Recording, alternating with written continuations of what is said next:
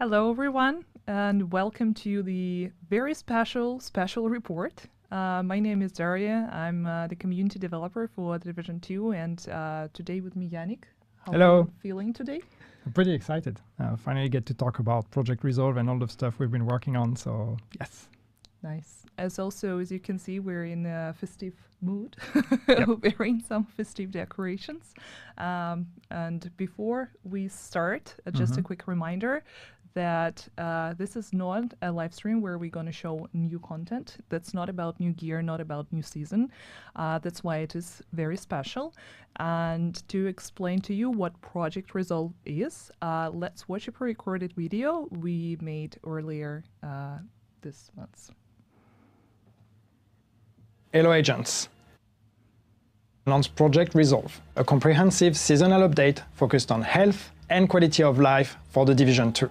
Thanks to your feedback, our goal with Project Resolve is to enhance the overall player experience and establish a solid foundation for future content by making significant improvements to the game's health and stability. The recent shift in season length has allowed us to focus on building this broad and impactful update while maintaining the game quality as you continue to enjoy our content. We will start with a public test this week, followed by another test in January, culminating in the full release in February to all Division 2 players.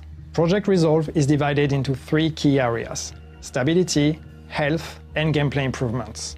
From thousands of bug fixes to PvP improvements, we are digging into everything. Just to give you a glimpse at the few main areas of improvements Division agents can expect: enhanced stability with a focus of in-game performance and reducing crashing on all platforms. Improvements to PvP combat with the status effects rework, conflict rewards buffs addressing glitches, and more to make the experience more enjoyable for everyone. Major balancing overhaul to give you more choices for powerful weapons in PvE.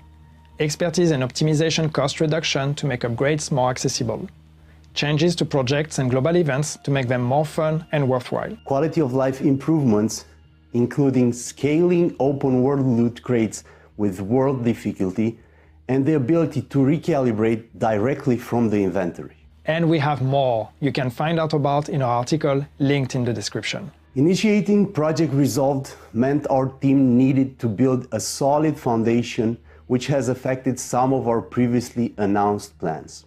Following the current season, Year 5, Season 3, Vanguard, will release in February 2024, which will include the health updates from Project Resolve in full, as well as normal seasonal content you expect, like a new manhunt, season pass, and apparel event. This does mean we have made the tough decision to move the DLC release to 2025. As always, your input is invaluable to us, and we will continue to incorporate it into our decision-making processes as we continue the journey of improving the game as part of Project Resolve and beyond. To provide you with more insight into the next few months, we'll release detailed patch notes and provide frequent updates on the PTS content and results. Starting December 15th, PC players will have the opportunity to test out this initial set of changes and fixes alongside Season 3 gear. We can't wait for you to dive in and explore the new features and improvements. You can get ready by preloading the public test server on December 14th, so we'll be all set to jump right into the action.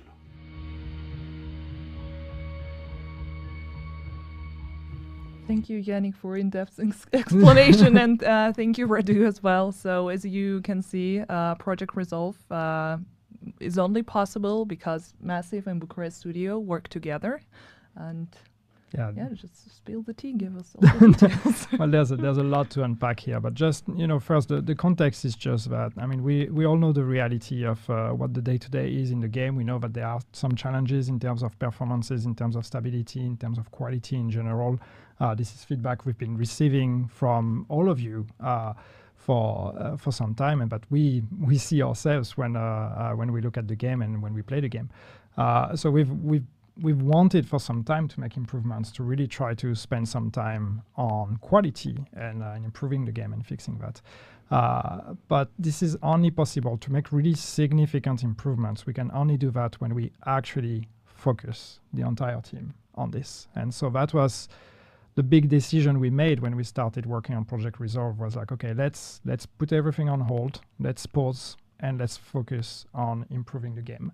And that's not an easy decision, because of course we all want exciting new things, we all want the revamps, we all want the new DLC and all of that, but it's ultimately the most important thing first is to really work on the foundations and improve the game. So that was the main decision behind Project Resolve. And the first area of Project Resolve, and the real reason why this exists, is quality, it is improvement, it is stability, performances.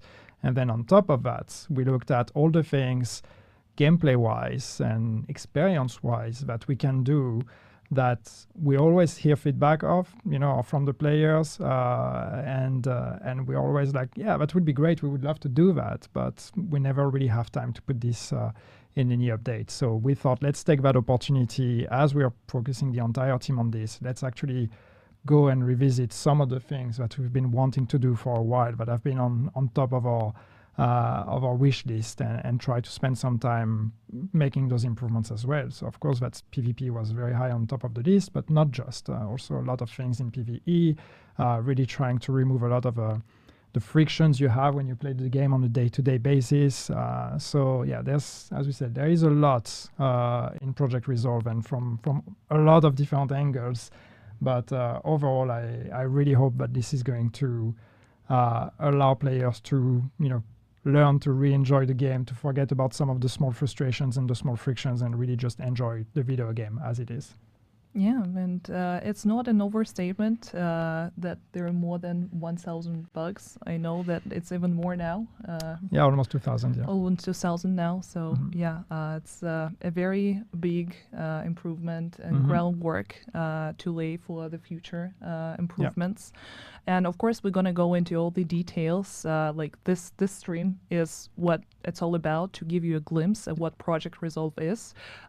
Some things are still work in progress, and they're going to be available on PTS. And of course, there is always a possibility for them to be adjusted based on your feedback, as usual. So do not take this as the final version of what we're gonna release in February together with the rest of the season. It's just basically we want to share the general approach and the general ideas behind all those changes and how we want to approach them. But before that, I think it's important to also explain how the Project Resolve influenced the existing roadmap. And as you know, we shared the roadmap earlier this year, and because of the Project Resolve, there were a few shifts made here and there. So let's understand why. And yeah. Yeah, so I mean, as I said, it's like for Project Resolve to be and to really be the full scope that we wanted it to be, we needed almost the entire team to really just work on that. We didn't want any distractions. We didn't want to have to discuss priorities, okay, Project Resolve or this other piece of content. So we decided to kind of freeze, in a way, our development on many things, which means, of course, that things we had planned earlier had to be moved later. But as you can see, our first focus has been Project Resolve, and this is going to be what comes out with the next title update, the next season. And then after that, we take the next year 6, and this is where we're going to be then releasing the other pieces that we had been working on. They are not finished, so as soon as Project Resolve is out, we're going to go back to working on the rest. But we had made some good progress on those already, so it's not as if we're starting from scratch. Of course, the big ones here being the revamp of the seasons 2.0 that you will see here in Season 2, Year 6, Season 2. So this is, well, we're not here to go in details on that, but this is really rethinking the season approach in the Division 2. And then, of course, the story DLC that we had initially planned for Year 5. That needs to be moved all the way to Year 6. So we can really, once we are done with Project Resolve, really take all the work that's been done also with Resolve in terms of improvements, in terms of performance and all those things, and really work on that DLC with what's the best the game has to offer, so we can really bring it to the level of quality that will make us proud. Yeah, but as we mentioned, the Project Resolve is here to lay the solid groundwork for the future content and DLC specifically. So that's why it's very important to understand why the shift happened and why it is our utmost, focus and the utmost importance is the Project Resolve right now. And we're going to publish the roadmap on our website and on socials, so you can take a look at it later. No need to screenshot anything unless you want to. Feel free to screenshot. You will anyway. Yeah. And also another roadmap that we showed in the pre-recorded video is a roadmap dedicated specifically to the Project Resolve. And as you noticed, there are going to be 2 test phases. So first test phase, as Yannick and Radu explained in the video, is actually going to happen this week. Yep. The preload will be available on 14th. And from December 15th to 18th, you're welcome to try almost all the changes that are going to be a part of Project Resolve. As usual, since we're going to have 2 phases, not everything is going to be available right at the first phase. And please refer to the patch notes. We're going to publish those later this week. And as you can see, also the Year 5 Season 3 gear was moved to the second phase. It's because we want you to concentrate on the Project Resolve changes and improvements and balancing first and foremost.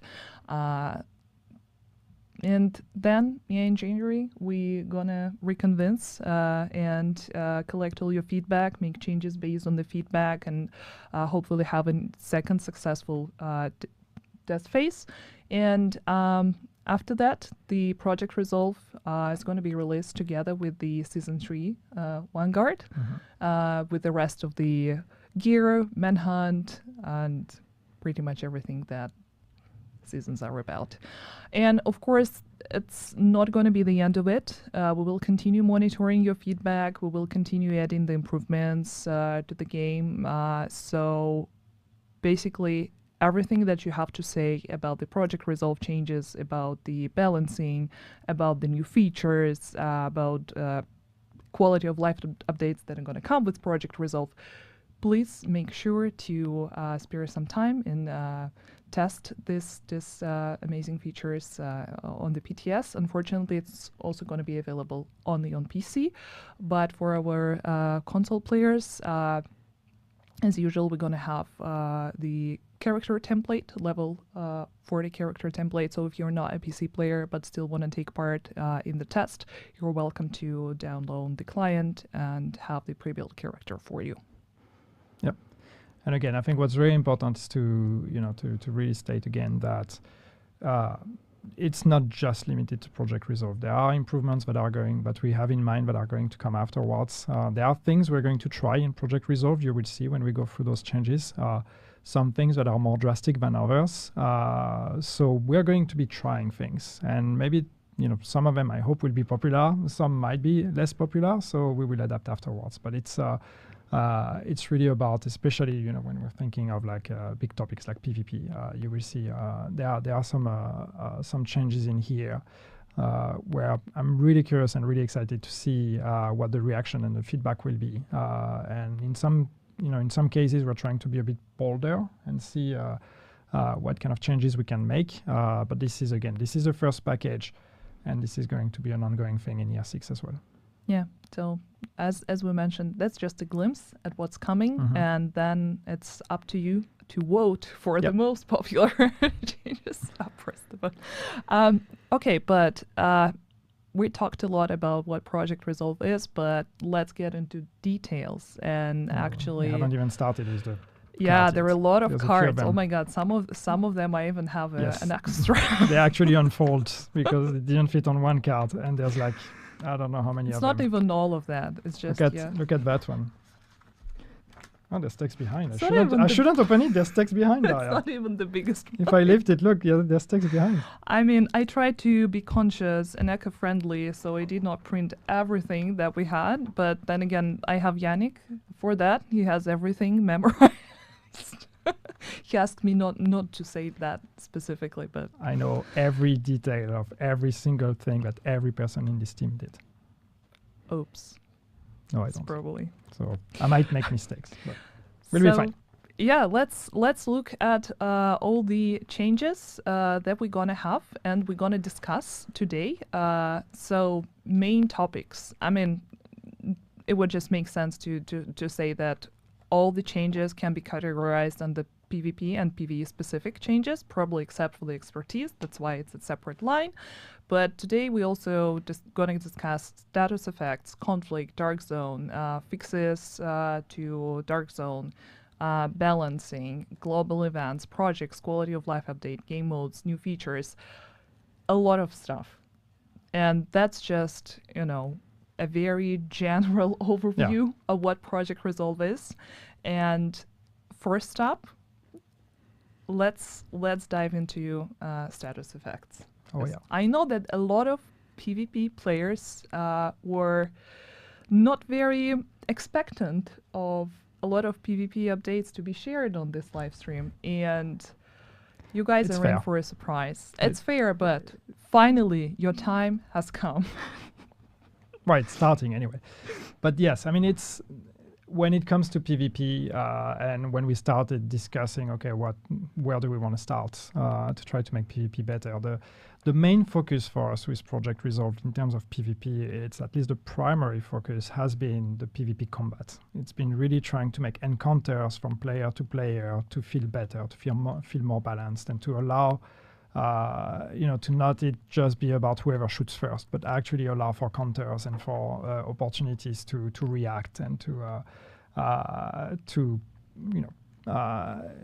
turn it around. So obviously status effects for PvP players has been a big topic for a very long time. So we wanted to try to approach it. We also did not want the approach to be, okay, let's nerf status effects to the ground and make it irrelevant, because that status effect is still a big part of the game. You can build towards it. There's a lot of mechanics around that. There's a lot of items that are built on status effects, and we didn't want to just remove that from the PvP experience. So the approach is more to try to keep it in check and also make sure that we actually first prevent the overuse of status effects and also allow players to have counters and to react when affected by status effects. So, no, to the list. Time to look at the notes. And yeah, as Yannick mentioned, even though the status effect changes prioritize PvP experience, it's still some changes going to apply in PvE as well. But I honestly do not know where to start. We'll keep an eye on that. But so with status effects, the main thing first is in terms of diminishing returns. So we're going to be implementing proper diminishing returns. So that means that when you apply a status effect on someone and then you apply that status effect again, the effects are going to be reduced and reduced and reduced until the person has eventually full immunity. So first, that's trying to limit the overstacking of status effects on other players. One thing that we're doing as well is we're categorizing those status effects into categories, which is, I have to look at my notes, but crowd control and damage over time. So it's not just diminishing returns in terms of shock and then shock and shock. Each status effect is categorized either in the crowd control area or in the damage over time area, and then this diminishing return applies to that whole family. So if we take, for example, if you apply bleed to someone and then you apply burn to someone, those are two damage over time status effects. So that means the diminishing return is going to apply already on the second one, even if it's not exactly the same, as long as it's in the same category. So that's the first part. And then the main thing with those, I guess we can actually start going through the details, because then it's on a case-by-case basis depending on the which status effects we are talking about. But when you take, burn, for example, so we talked about having counters. So with burn, for example, what we're going to do is we're going to say when you're dodge rolling, when you're under a burn effect, this is going to actually diminish the effect that you have on you. So you're going to be able to, if you have burn, you're going to be able to roll, or as you roll, as anytime in a game when you dodge roll, this is going to actually take away some of the burn that you have on you. So that's one way for us to make sure that we give you some control and some way to react to that. And for bleed, for example, what we're saying is if you don't move when you bleed, you're going to also actually reduce the intensity of the bleed. But when you start moving, then it goes in full effect.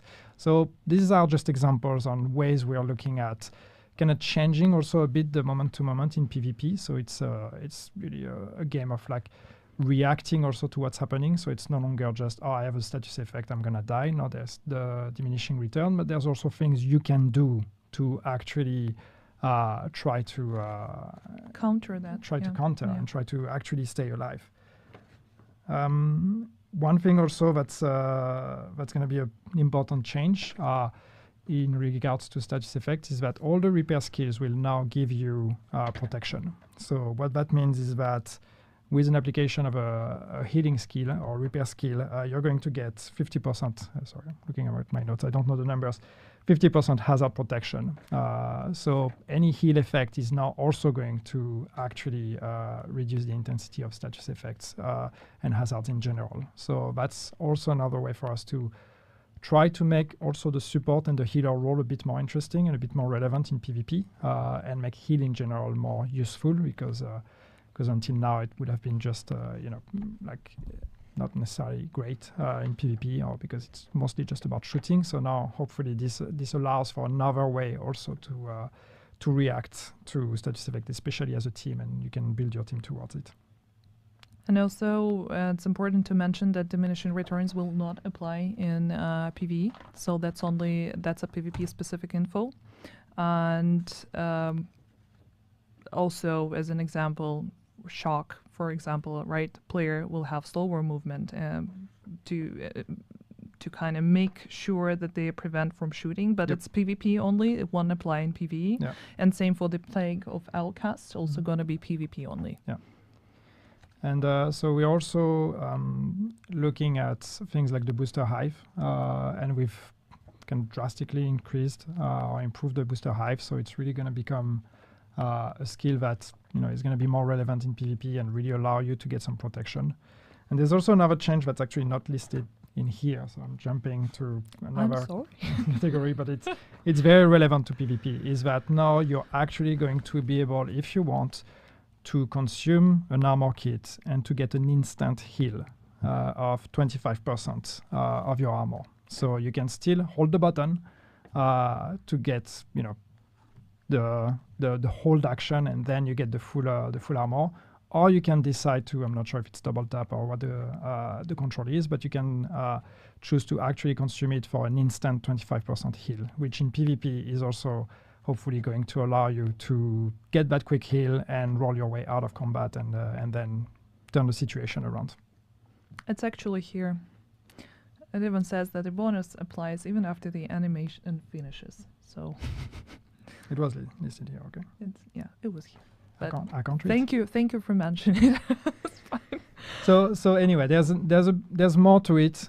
This is just some of the gist. But yes, it's again, it's about keeping it in control, diminishing return, giving you some options to react either to the effect itself with the dodge roll, with the movement, with all of that, or having easier access to instant heal, and also making healing skills and healing rolls in general, therefore more useful in PvP.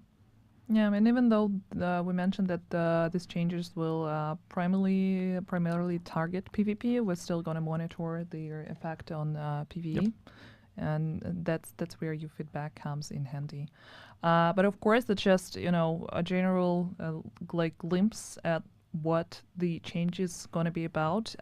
We will publish the detailed patch notes with all the values and explanation of what the diminishing returns is, how they are applied to different skills, how they're going to work now. So you're going to have your hands on all that information very soon. And again, these are propositions, so especially PvP players, if you have a chance, please jump in on the PTS, tell us how it feels, because there's a lot of moving pieces. So the best way to know if this actually works is just to crash test it on the PTS. Absolutely. And while we're on topic of PvP, there are also a few fixes. Not all of them, of course not, but just a few of them that I thought that a lot of people would be happy to hear about. So basically, to give you just a very general overview, the shield glitch has been fixed. Corner glitch. Yeah. Yeah, so I mean that's been plaguing us for a while, right?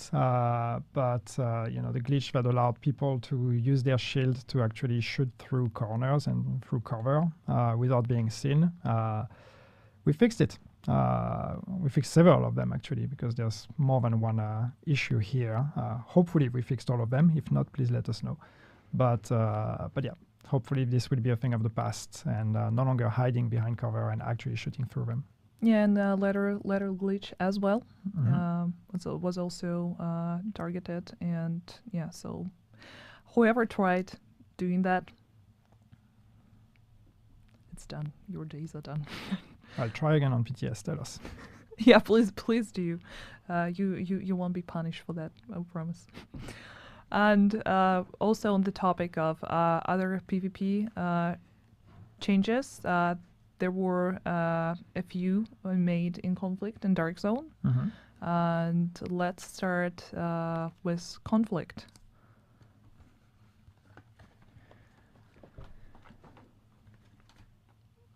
So with Conflict, main priority, main idea was to make sure that it's the purest PvP experience available in the game, and by making it balanced to all players. Yeah, exactly. So it's Conflict is, we want that to be mostly about your skills as a PvP player. So RPG still matters, your build still matters, but it shouldn't matter as much, especially your seniority in the game.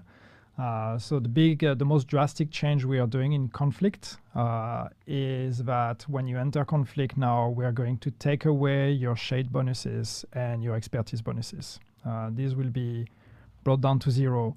So it is about you and about the items you have, and no longer about how many hours you have spent on the game. So that's one way for us one drastic way to try to bring balance into Conflict. Then what else do we have in here? We also have one of the positive changes, that the gear and the loot that can be obtained in Conflict was also buffed. It's greater quality, improved quality of the rewards you can get there. Hopefully, we will be able to publish the whole list. I honestly do not have it with me here, but it's a big improvement compared to what we have in the game right now. Yeah, we don't want you to choose to play Conflict at the cost of your progression in the game, your progression in terms of XP or in terms of gear. So we really want to try to make it as rewarding as we can. So time spent on Conflict is as rewarding as time spent on anything else. So it is not a sacrifice to choose to play Conflict compared to anything else. It's also important to mention spawn areas and loadout switching. Yeah, so spawn areas. So one thing we are trying, and I talked about changes that are things we want to try. I think this goes in this category. Is we are actually going to have turrets protecting the spawn areas in the Conflict maps to try to prevent spawn camping. So yeah, let's see if that works out or if we need other measures, but that's one way for us to try to make sure that there is also a chance to recover as a team and you're not just being pushed to the spawn point and then spawn camped and you have no way to come out. So the turrets will hopefully be here to help you out a bit on that. And in terms of loadouts, yes, we also want, we don't want a Conflict game to be just about switching loadouts to adapt to whatever the other players have. We want you to be able to adapt, but not necessarily just switch on the go. So what we're going to do is we're only going to allow you one loadout switch per spawn. So when you die and you respawn, you're allowed to change your loadout, but then when you go back into the action, you can no longer change your loadout. So this is really to try to make you commit to a play style and then really, once again, make the best out of it and make it be about your skills and less about how many items do you have in your stash. And we believe that that would allow for a bigger variety of play styles and more different players to actually find conflict as a more appealing game mode. Yep. And the same changes, from what I remember, is going to be applied in the Dark Zone regarding the turrets. I mean, turrets we have in the Dark Zone. Now, what we're doing in the Dark Zone is also in terms of loadout switching. So it's not exactly the same, but what we're going to do. So, sorry, let me rewind. With the Dark Zone, one thing we want to change is that we really want to try to push the identity of the Dark Zones, especially the invaded Dark Zone and the non-invaded, to try to find the best compromise between offering a really intense PvP, rogue versus agent chase experience, and that's going to be, mostly in the invaded Dark Zone, and then the non-invaded Dark Zone being something that is a bit milder for players that are not necessarily looking for this kind of fights. There will still be PvP in the Dark Zone. We are not taking it away, but what we want to try to make it a bit more fair in the non-invaded Dark Zone and keep the invaded for those who are really looking for that rogue experience. So one thing we're doing, for example, is it's especially focusing on the rogue mechanics in the non-invaded Dark Zone. We're going to make the hold to go rogue longer. So it's from, what are the values here? Was 0.75 seconds. Now it's going to be 5 seconds. So you actually have to commit. You really have to go in hiding and hold that button. So it's no longer just a surprise behind the back of another player and shoot them directly. You have to plan and anticipate for it. Then the other thing that we're doing is extend the duration of the rogue first rank. So it takes a bit longer to actually go up in rank. And then especially the most important is again about loadouts. Once you go rogue, in the non-invaded Dark Zone, once you go rogue, you can no longer change loadout. So this is also, again, a commitment. You need to think, you need to plan and anticipate, and then commit to whatever decisions you've made. Yeah, and we hope that these changes would actually increase accessibility of the Dark Zone and reintroduce this mode to a wider audience, because back in the days it was fun and accessible for almost everyone. Nowadays it's like everybody looks for something different in the Dark Zone. So it's always going to be tough because it's a PvPvE area, and some people will go there because they're looking for PvE incentives. Some people will go there for PvP incentives. And the luxury we have, I know that the 3 Dark Zone concept is not necessarily the most popular decision we've made, but that's what we have now. So let's use that, and let's really try to give identity, use the fact that we have 3 Dark Zone and give identity, so we have different rule sets between them, and really try to have different Dark Zones that offer different things, depending on what you want. So again, this is why we're saying invaded Dark Zone, this is the intense one. Non-invaded, this is something that is a bit more accessible for everyone. So it is a bit less intimidating as a player that is not necessarily into PvP. It is a bit less intimidating. But once again, if you want to play rogue in those, you absolutely can. It's just you need to know what you're doing. Yeah, there is a chance to customize, in a way, your experience and choose what works best specifically for you, and still be able to enjoy Dark Zones there, because that's one of the most exciting parts in the game. And to finish off with the PvP changes, let's talk about expertise for a second, because it's another thing that we mentioned earlier today and does not necessarily belong to PvP changes, but would also affect them greatly. And we have an infographic to show how drastically the values has been changed to make expertise and optimization costs more accessible for everyone. This is what you see right now on the screen. These are the new values, and if you want to compare those to what we had in the game before, that information can also be published. But to those who know, you can already see that it's so much less than it was originally. Yeah, I mean, those numbers still probably look high for a lot of people, but it's, we just want it to be less of a grind. To be honest, grinding the expertise is maybe not the most fun part in the game, so we just want it to be a bit more accessible, and especially because we're taking it away in conflict, at least not in a dark zone, by the way.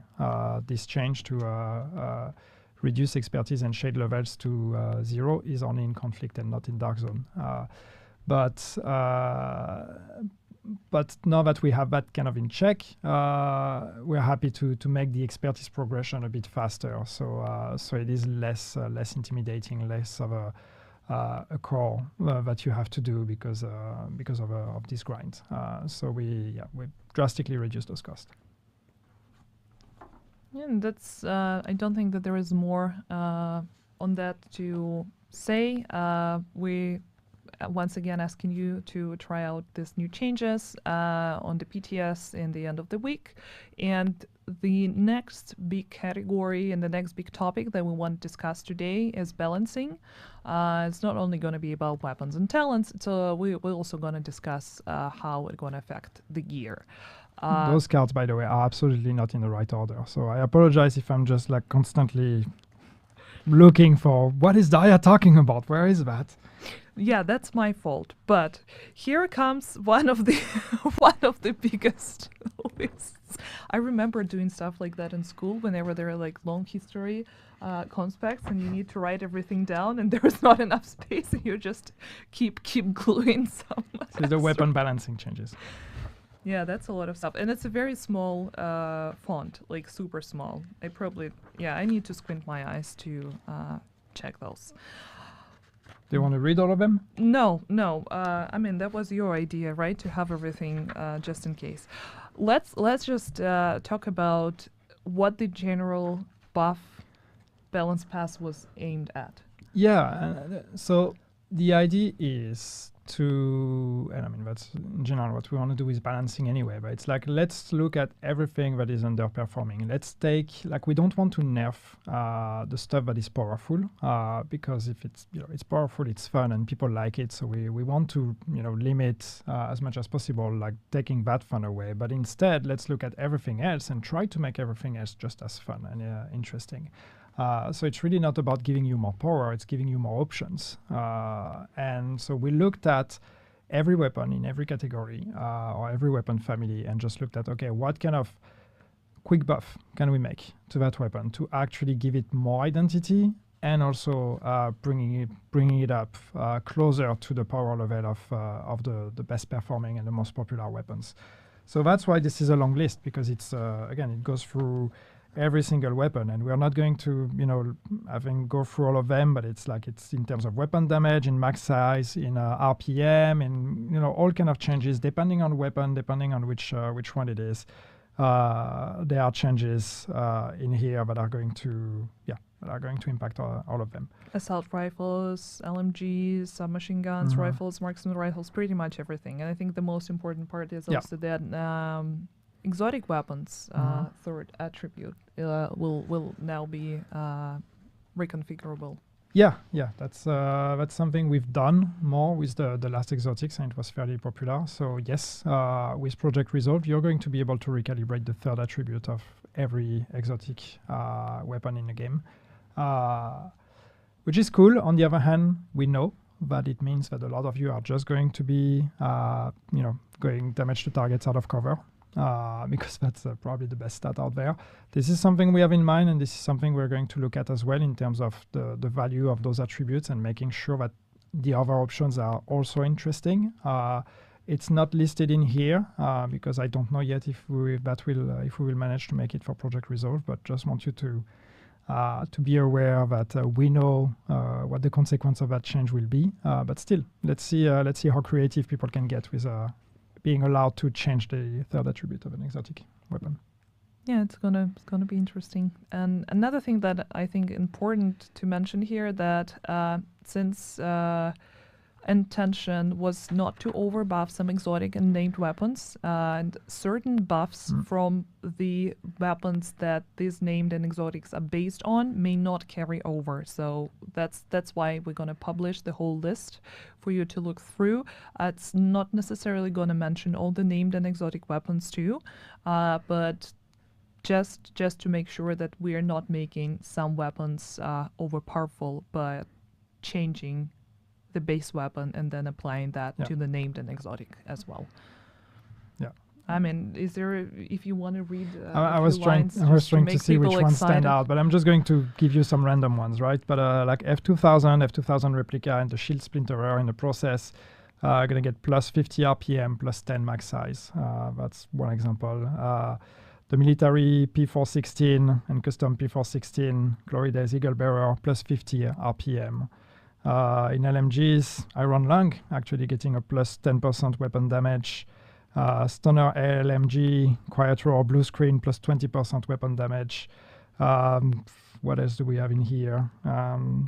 Some machine guns, the M1928 Tommy gun, the Slayer, Ground Grade, plus 10% weapon damage. What else do we have? Threat Addict, plus 15. Yep. Commando. What else? MDR Battle Rifle Replica, plus 10% weapon damage, plus 20 RPM. In MMR, also Covert SRS A1, SRS A1 Replica, Pinprick Mantis, plus 30% weapon damage. So, yeah, there's a lot. And again, some of them are smaller, some of them are bigger.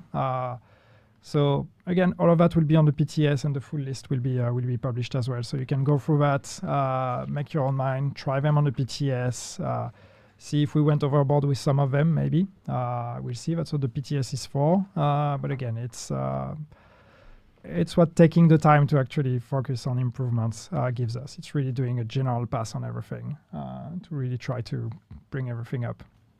And weapons are not the only thing that underwent such a pass. There has also been a gear balancing pass as well. Mainly it targets brand sets. But you want to talk about it? Sorry, I look eager. I'm like, yeah, that's cool. So yeah, the brand sets. It's so the idea with brand sets is just that. It feels like it's kind of rare to see people using 3 pieces because you have to sacrifice a gear set if you do that, or you have to sacrifice other things.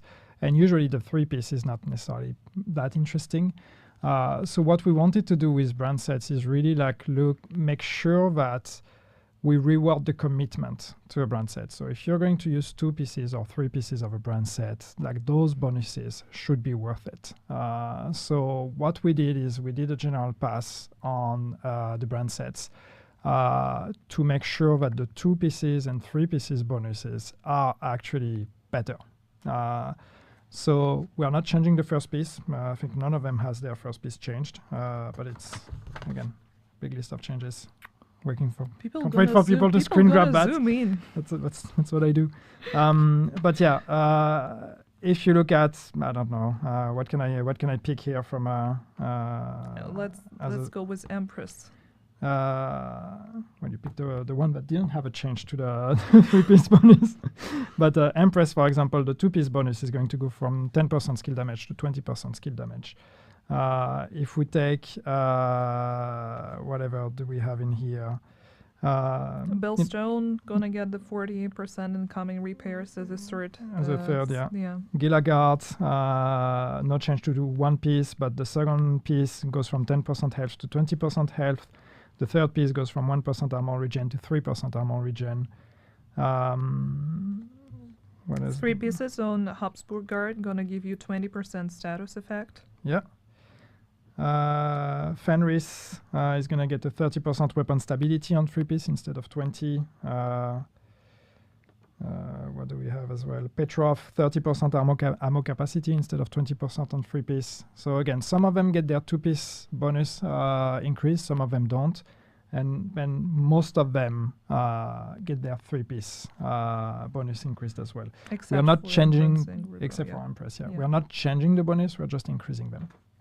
And the ones that remain unchanged, Providence, Circle of Concern, YAL, and we're going to publish the full list with all the changes with before and after, so you can compare where the second or third piece bonus increased, also in the patch notes. Yeah.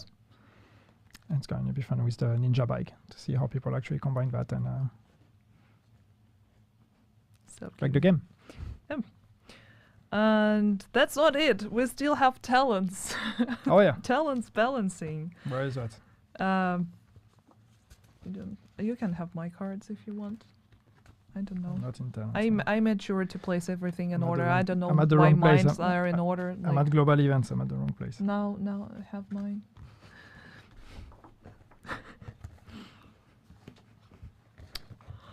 I stopped doing that. That's the last time I did it. Okay, let's talk about It's all talents. going to be on the patch notes anyway. So Yeah, it's true. It's true. But what if there are, I don't know, some secret codes or my they're going to see the note. Yannick, don't say that. my PC password isn't there? That could happen. It's not. IT security is a big priority here. That's true. Why Yes. you're looking at me? That's why I talk. Okay, so talents. I mean, same logic. Trying to look at the talents that are, that are underperforming, making them better. There's also, a PvP aspect to that. We want to make sure that some talents in PvP are either better or less. Less the way to go. So some of those changes are actually PvP only. Some of those changes are for everything. But for example, the Doctor Home, the proc condition is going to change from headshots to target killed. So it's less a skill test and more of a okay, shoot at them. The Actum Est, which is from the I'm just having Sentinel having brain fart. It's going to be 50% now in PvP only. 50% of the magazine is going to be filled with shocked ammo instead of 100%. What else do we have in here? Again, there's that very long list. Thunder Strike goes from 20% weapon damage to shocked enemies to 30% extra damage to shocked enemies. No, that's the other way around. From 30%, it goes to 20. It's a nerf. It's going to be in the patch notes, so It's going to be in the patch notes. don't need to write anything down. No. What else do we have? Big Game Hunter headshots would be plus 4% headshot damage instead of plus 2%. What else do we have? Intimidate is going to get 3 stacks per second, up to a max of 9. Instead of 1 stack to a max of 7. What else do we have in here? Unbreakable and perfect unbreakable, only in PvP. Yeah, Unbreakable is getting a small nerf from 50% to 40% armor repaired. PvP only, but change. Perfect goes from 55 to 50. So small tweaks for some of them, bigger for others.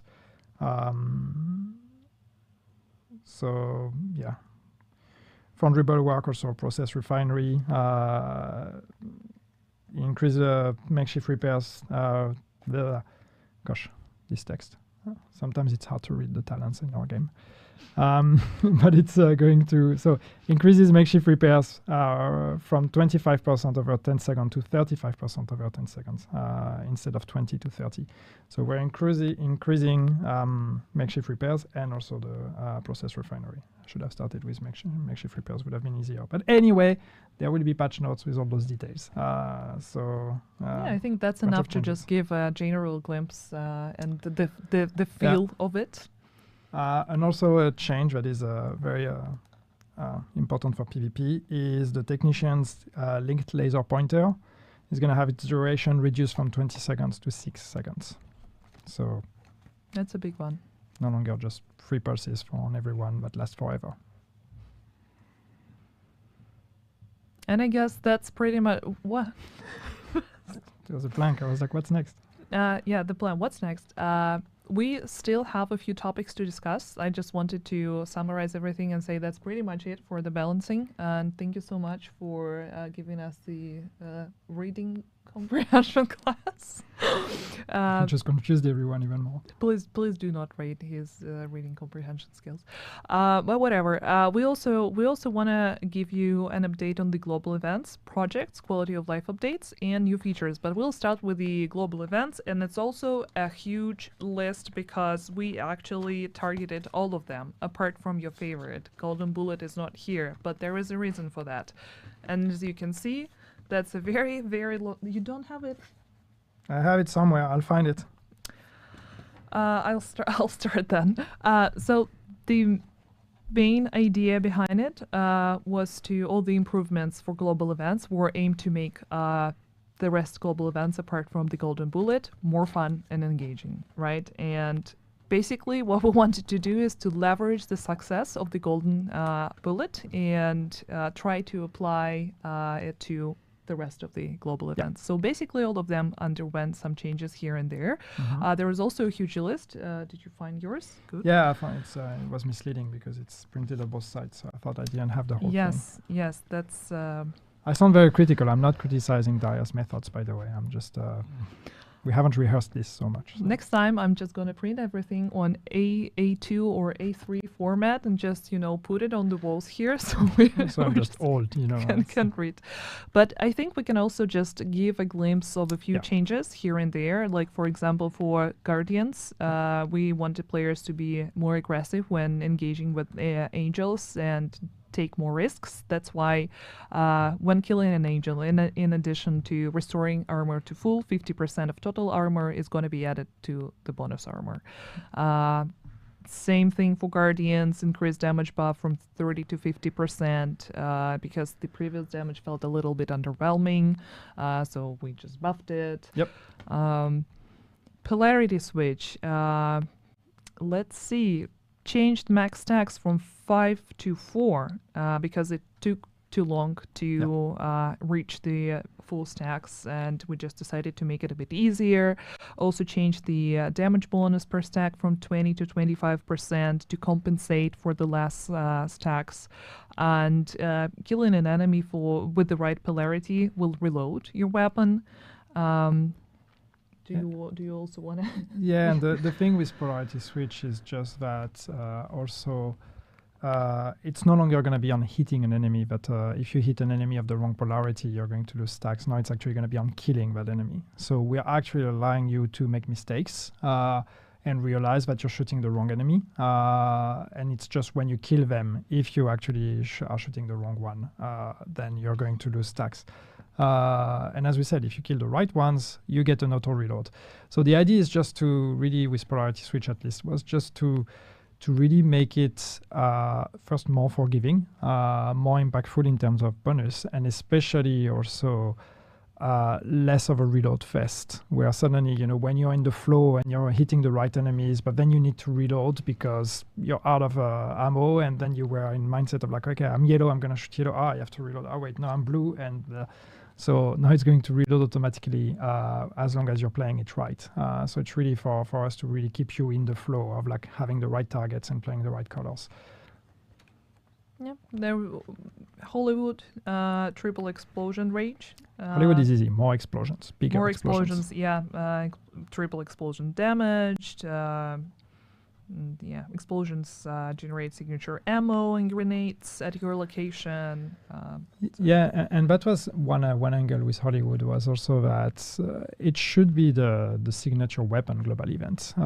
So we really want to make sure that when you use your signature weapon, or when you play with the modifier, we give you the tools to actually keep it running.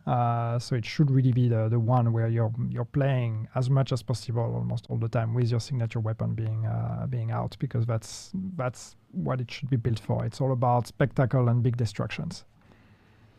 For Shade Exposed, stacks are going to be acquired 50% faster because the event feels better when you are exposed, and we just want for the players to reach the exposed status faster than what previously was.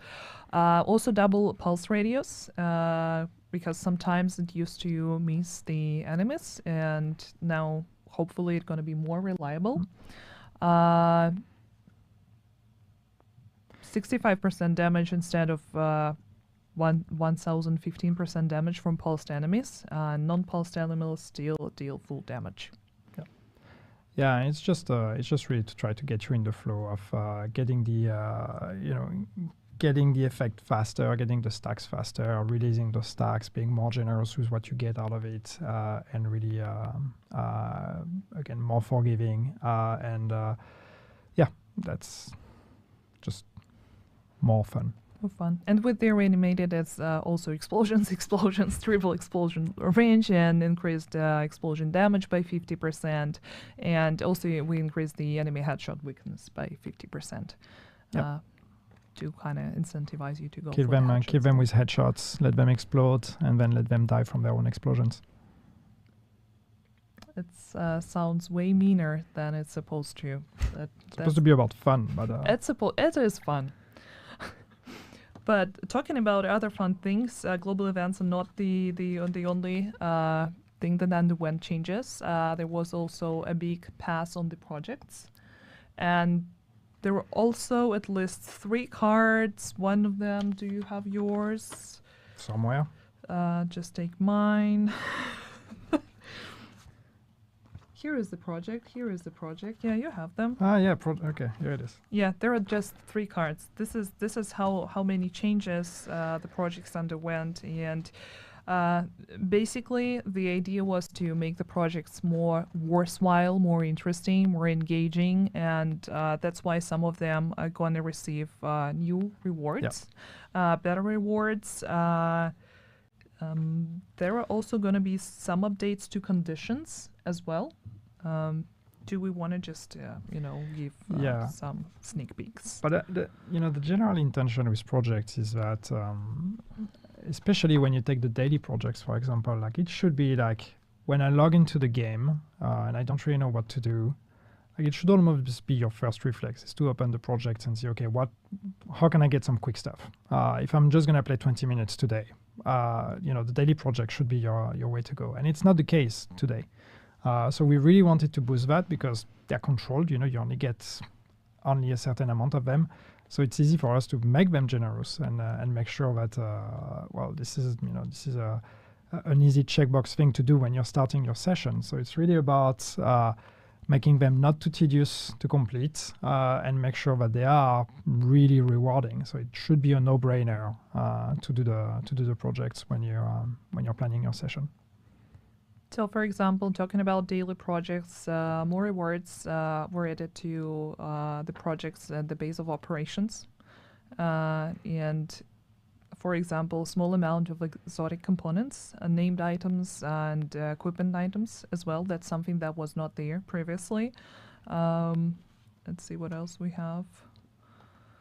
There were also changes to weekly projects and Dark Zone and Conflict projects. For example, for Dark Zone and Conflict, we added named items, reduced necessary objectives to defeat enemies from 5 to 3, reduced objectives to recover Dark Zone drops from 5 to 3, also added equipment items, named items.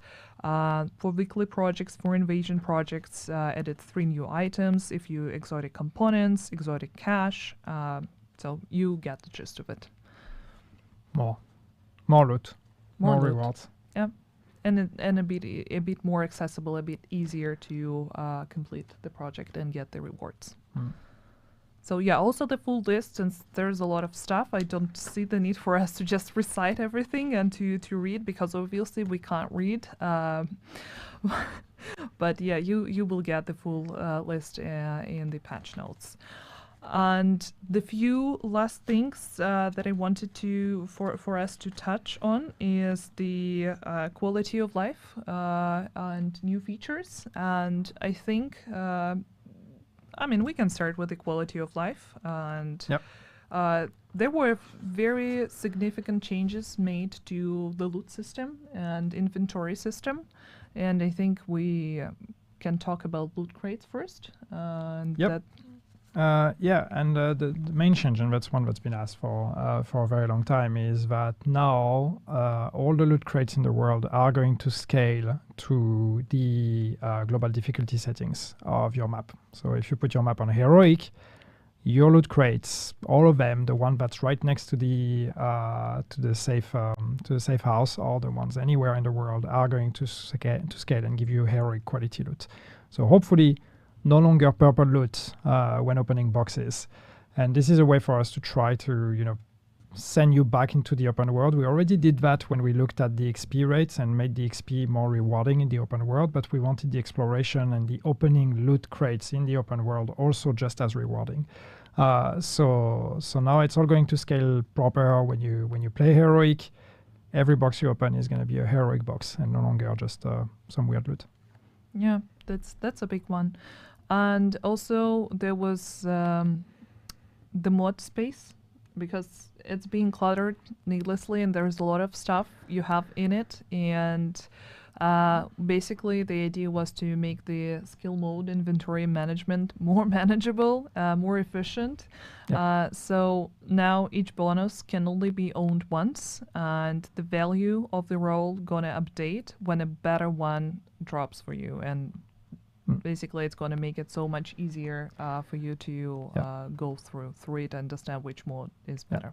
So what this means just clearly is just really that every skill mod is unique now. So every type of skill mod is unique. So you can only have one copy of the damage mod for that skill, and no longer just drop multiple copies of it. When you drop a new copy of it, if it's a better roll, it's just going to update the roll of the one you've saved. So you no longer have to go back in your skill mod inventory and look at, okay, what do I have and which one is better, and do all the inventory management. There's enough inventory management with other things as well. So as a start, we wanted to look at skill mods and make that much faster, especially for skill mods. There's really no real reason to hold on to a worse version of a mod, because you can only use those mods specifically in those slots for that skill. So it's not as if you will have use for that mod somewhere else anyway. So it was really just clutter for nothing. So now it's all going to be, the game will take care of that for you, and you don't have to worry about it. Yeah. So basically, automated system for skill modes. And another thing that armor kits replenish with the second cooldown, basically the new feature that would allow you to instantly use the armor kit to replenish 25%. Yeah. And in the addition to the existing functionality of holding the button down to get the 100%. And I guess the Shade Watch bonus. Yeah. So let's talk about Shade Watch bonus. So we've made a change that ultimately is probably not going to change a lot for a lot of our players. But basically, what we wanted to do is, for reasons that are going to be obvious to people who know the history of our game, we wanted to implement a cap to the health bonus of the Shade Watch levels, because we know that when people reach ridiculous levels, especially when people exploit our game and then gain hundreds of thousands of levels as it happened, the bonuses become completely out of whack. So what we wanted to implement a cap to those, but we also wanted to make sure that this is a cap that is achievable, but also feeling rewarding enough. So what we're doing is, you get 30 HP per level from level 1 to 1000. That's the way it's always been. Then after that, you used to get 3 HP per level infinitely. Now what we're doing is we're going to say from level 1001 to level 2000, you're going to get, again, 30 HP per level. After 2000, you're capped. You're no longer gaining HP per level. So what that means, math, that means that once you reach the cap, you will have 60,000 extra HP, which is what in the current game before Project Resolve you would reach by getting level 10,000. So we are making it faster to reach the cap, but therefore there is a cap, which is now at level 2000, 60,000 HP. Yeah, that's a very nice one. And a few other things that I mentioned, that there were changes made to the inventory system as well, and we already talked about the skills, but there is a very important one, completely new one, a new feature that is going to be called tinkering. It's actually going to be a new menu. And yeah, so the idea was to kind of makes sense of recalibration and optimization living together, because both those things they work together, but the way the game presents them is, it doesn't really make them or show them together. So what we wanted to do is we wanted to bring them together under one menu that is called tinkering. So it's still the same functionality. You will, from the tinkering menu, you will have the option to recalibrate a stat or to optimize a stat. So you go into tinkering, you look at an item, you look at your stats, and then for each stat you have the option: do you want to recalibrate or do you want to optimize? You can always still only recalibrate one stat, but then the other ones you can optimize. So that's the idea of tinkering. The big thing with the tinkering screen is that we're going to allow you to open that screen from anywhere in the world. So you no longer have to go back to your recal station to actually open recalibration and optimization. You will be able to do that on the fly during a main mission, in the world, during whatever. You will be able to actually do some recalibration and optimization. The idea being that if you drop a piece of loot and it's almost an upgrade compared to what you have, you can quickly equip it, upgrade it if you have the materials, so you directly take it on your build, and you can keep going. You no longer have to hold on to it and wait until you go back to the White House to remember, I have that piece of loot and what did I want to do with it? So you're able to make a quick decision, and we're saving time, so you no longer have to go back to the White House constantly and come back. One big change that we're doing in part of that is the recalibration library is becoming just the library. That's the way it's called. It functions the same, but one thing that you should know is that now the library is also going to be the cap at which you can optimize a stat. So if you want to do optimization on a stat, you will only be able to optimize it up to whatever is stored on your library, which again allows us to have things make more sense together and make those two functionalities synergizing. But therefore, I'm going through the whole thing. I hope that's okay. It's fine. One thing we're going to do as that, and you might have seen that because there was a hint of it on the screen earlier. But therefore, we're going to reduce the cost of optimization across the board. We're halving it. So yes, you have the extra work of having to actually store the stats in your library before you can optimize to the highest levels. But therefore, the act of optimizing is going to be cheaper. It's going to be half the cost. So making optimization hopefully a bit more accessible to more players. Yeah, the optimization costs are going to be reduced greatly, and you can. Oh, thank you, Dory, for bringing it back. These are expertise. I don't know that they have optimization on those. Yeah, they don't. It says optimization in the title, so that's why I said there's a tease, but the costs are actually the expertise ones. But that's pretty much it. But there are a few other things that are also going to be available in the PTS. For example, the ability to send an item to stash with getting a warning. What is warming? Warming. Global warming. Basically a warning about the stash being full. Sorry, it's the end of the day. And that's a lot of stuff we need to go through. And also an option to show the stash item count when approaching the specific item without the need to access it. So a lot of things that should help you optimize and spend less time going through your inventory. It's the same AR as you have on the backpack now. So as you approach the stash, you will see how many items. And as Daria said, it's all the small things that are hopefully making the experience a bit smoother.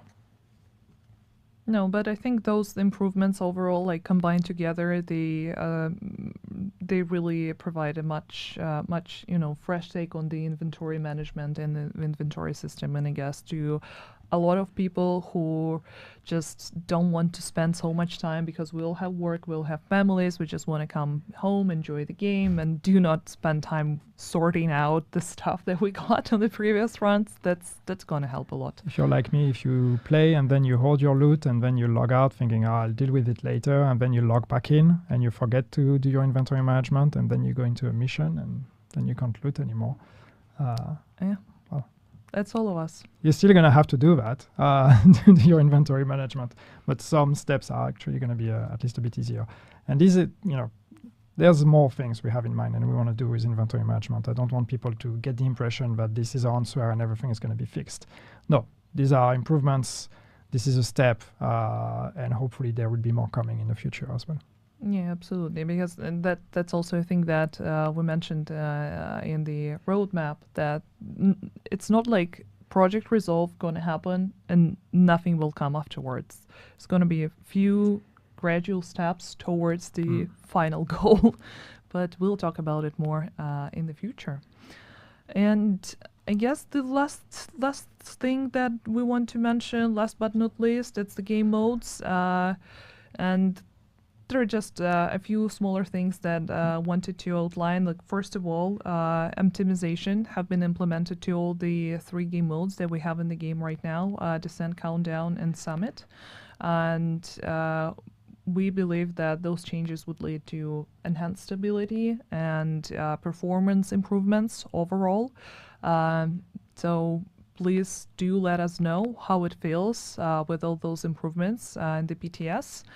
And Summit fans have a big announcement. The level 100 XP issue has been also solved.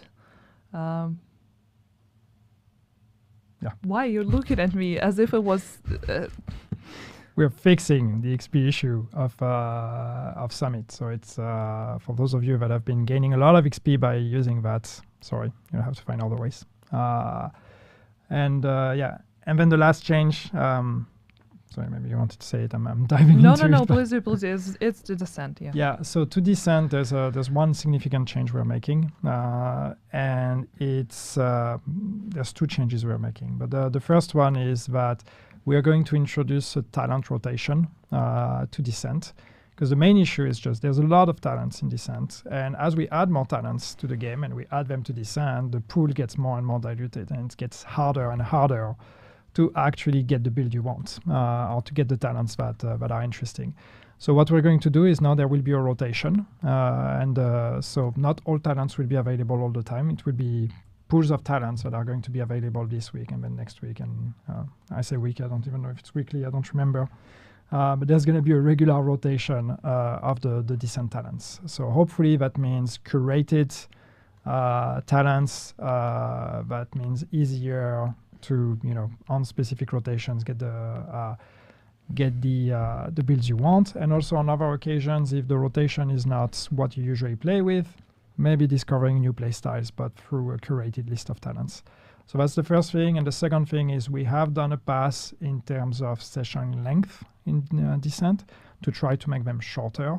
So that means the time it takes to reach the Nemesis is going to be shorter overall. The time it takes to reach rewards in general in Descent is also going to be shorter. So we wanted to bring down the playtime a bit in Descent to not be that big of a time commitment when you go into Descent thinking, okay, I'm going to have to spend the next 2 hours here. So it should be faster now. And yeah, thank you so much for reciting all those changes. And now it's time for your favorite part. That's the Q&A session. And thank you so much, Polina, for providing us with collecting all the questions from the chat. I'm a little bit surprised to say that there are not a lot of them, but probably because I really hope that it's almost because we answered the majority of the questions introducing the changes and the fixes that are coming with Project Resolve. But there is going to be... Everybody is just too busy commenting on your beautiful hairdo. Yeah, it's nice. And you have a matching one because it's holiday season.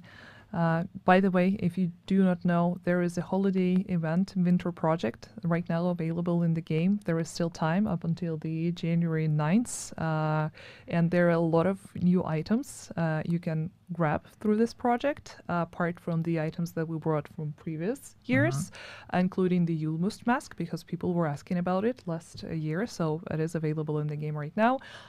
The nice backpack, the new sweater, some new emotes, right, with the bell. So yeah, there is still time.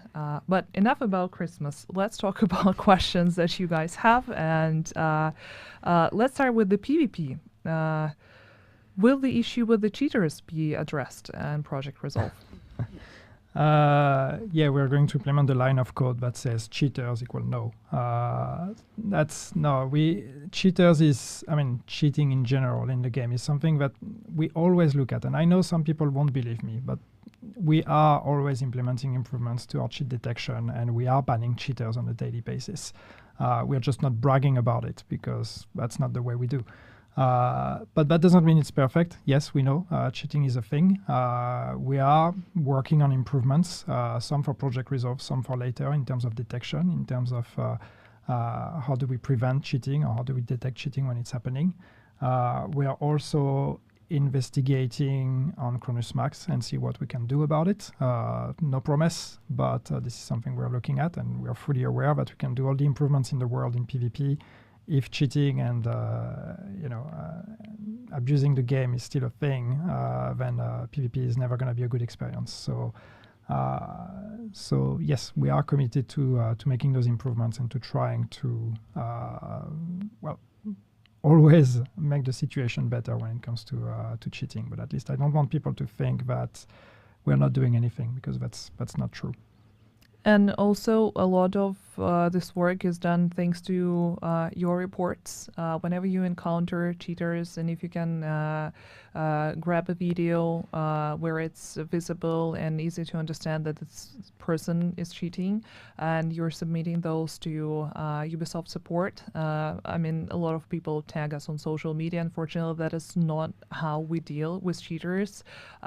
We have a specific team dedicated to identifying the cheating practices and sanctioning players. So please keep reporting them to Ubisoft support, and that is also another way to make the environment more enjoyable for everyone.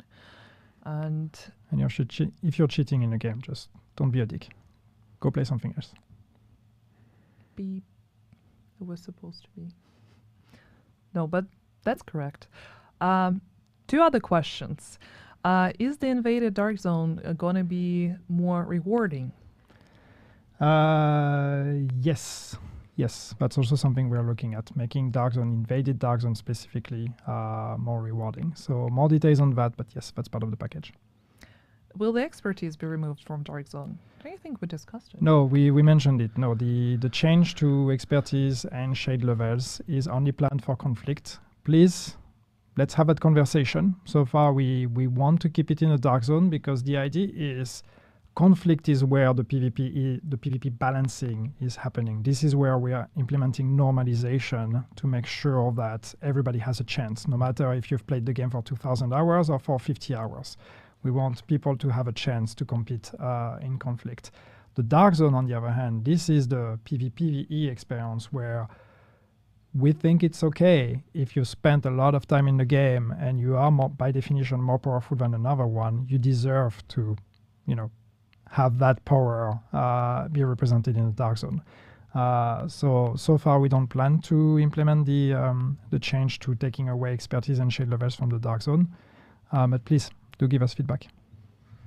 And regarding stability, there is a question about the game crashes and will they be addressed? And I do not have all the technical details here with me, but I know for a fact that a lot of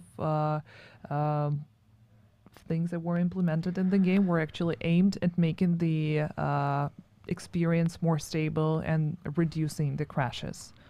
That's what this live stream is about. It's Project Resolve and Project Resolve. I mean, it's not going to fix all the crashes. We're never going to fix all the crashes because it's a huge game, and there's a million reasons why the game can crash.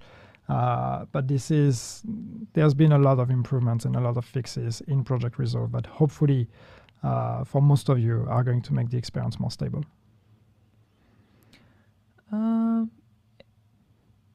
Will new skills be introduced? It's not the plan that we have right now. It's not the plan right now. Right now we're focusing really on on gear, on items, on weapons, and also looking at everything we have in the game already and improving that and making sure everything belongs into the gear game and everything is relevant and you have as many options as you want.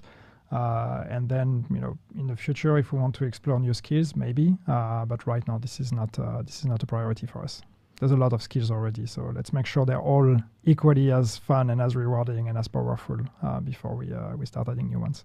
Also a question about new incursion or a new raid.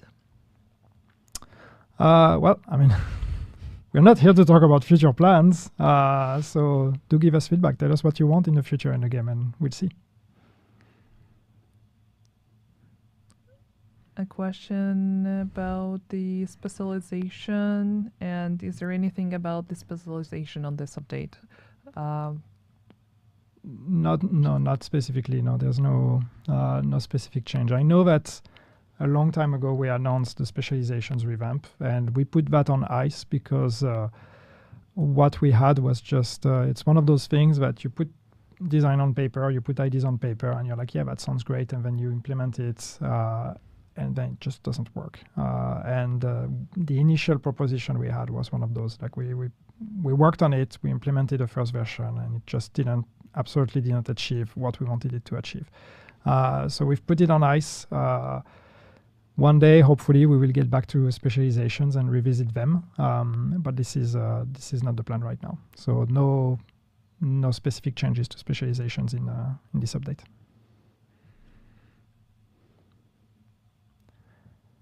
Will there be a next-gen update? A next-gen update, not at the moment, also not the plan. And the last question that I wanted to keep for the very end, since, as I mentioned, there are not a lot of questions. What is the release date of the Project Resolve? So the release date right now is planned for February. That's not the date. It's just a month, and I guess we will be able to give you the final date quite soon. But before that, we need to go through 2 PTS phases first. And also, depending on the amount of feedback, that would give us the release date. But right now, it's planned to be released together with the Season 3 Vanguard, and the targeted month is February. So I hope that answers your question. And yeah, once again, the roadmap is going to be published on our social media, website, same for the VOD of this Twitch stream. So if you have any other questions, just let us know on socials. We will be happy to address them. There's one question actually I see here, but which one? That I can answer. Will we be able to dismantle items directly into expertise? Actually, the tinkering menu that we talked about will include the expertise menu as well. So what that means is that from the world, you will be able to open the expertise and you will be able to dismantle into expertise directly without having to go back to the base of operations. So yes, you cannot do that directly from an item, but you will be able to open your expertise screen from anywhere in the world. See, this whole relationship is based on complete distrust in each other's abilities. Like, I do not trust Yannick to have his cards in correct order, and he doesn't trust me to look through all the questions. Reading over your shoulders to be like, Daya, you missed one. But thank you for mentioning it. And yeah, that's it. We do not have any other questions, at least not what was collected from the chat. But I think we talked pretty much about everything, and the rest of your questions, if there are anything, we will be happy to answer those after the PTS. Yeah. And again, this is the high level, right? There's a lot of details that we may have missed that have not been listed here. Some of them will not be on the PTS just yet. There are changes that are still coming in, but maybe not on this phase, on later phases.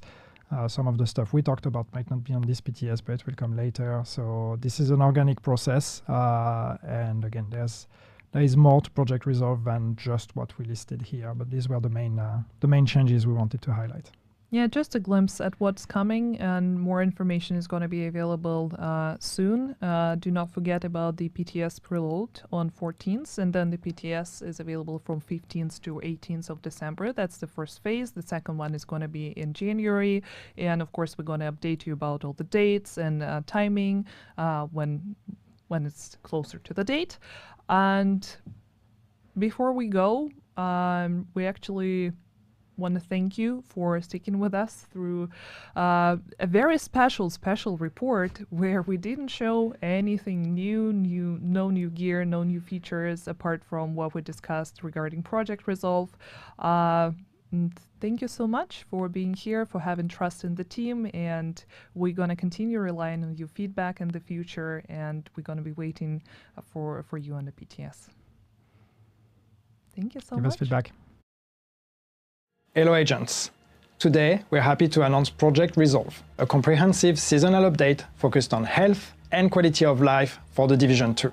Thanks to your feedback, our goal with Project Resolve is to enhance the overall player experience and establish a solid foundation for future content by making significant improvements to the game's health and stability.